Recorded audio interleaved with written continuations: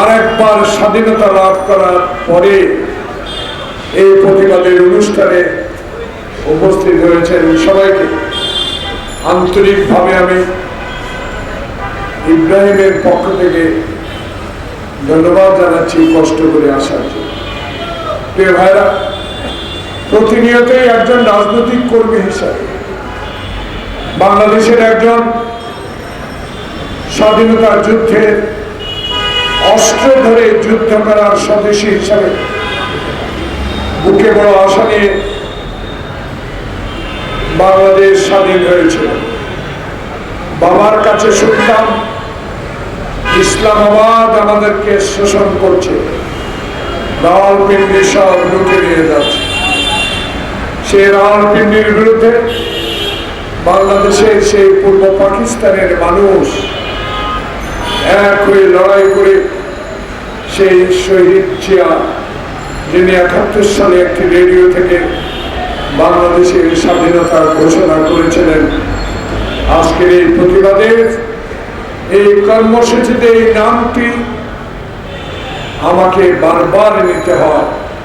যার নির্দেশে, যার আহ্বানে, যার কণ্ঠ থেকে আমি মেজর জিয়া বলছি, এই কথা না শুনলে এক জামা, এক প্যান্ট, একটি স্যান্ডেল পরে ঢাকা বিশ্ববিদ্যালয় থেকে সেই গ্রাম অঞ্চলে চলে যেতাম না।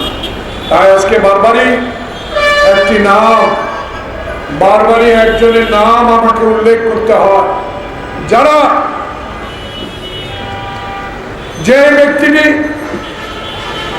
যে মানুষটি এখন বাংলাদেশে নাই, বিগত 16 বছরে আমার নেতা শহীদ জিয়াকে যখনই তার হাতে মাইক থাকত, যখনই জন প্রেস কনফারেন্স করতেন, যখনই কোনো বিষয়ে কথা বলতেন, তখনই উনি আমার নেতা শহীদ জিয়াকে কটাক্ষ করে কথা বলতেন। প্রিয় ভাইরা, আওয়ামী লীগ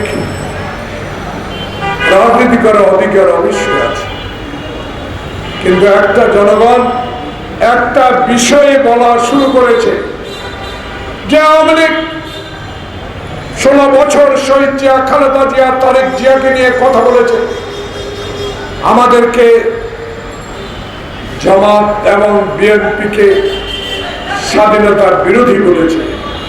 আজকে তারা আবার ছাত্র জনতার আন্দোলনে যে স্বাধীনতা দ্বিতীয়বার পেয়েছি, সেই স্বাধীনতার বিপক্ষে আবার ষড়যন্ত্র শুরু করেছে। অনেক রাজনৈতিক বক্তব্য, ওইদিকে যাব না।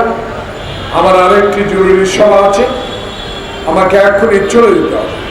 তাকে কথা বলতে চাই, আমরা চাই না এই প্রেস ক্লাবের সামনে প্রতিবাদ সভা করতে। আমরা চাই না এই ডক্টর ইউনূসের কাছে, একজন সৎ ব্যক্তির কাছে বাংলাদেশের সমসাময়িক বিষয় নিয়ে কথা বলবো। অতীতের কথা আর বলার দরকার, কিন্তু জনগণ বলা শুরু করেছে,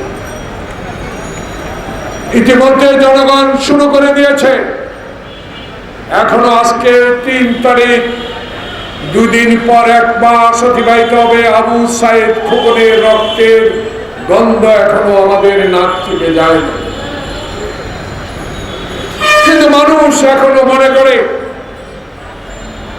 শত শত মামলা হলো শেখ হাসিনার বিরুদ্ধে, অনেক মামলা হলো তার পরিবারের বিরুদ্ধে, অনেক মামলা হলো অবৈধ নির্বাচনের অবৈধ এমপিদের বিরুদ্ধে।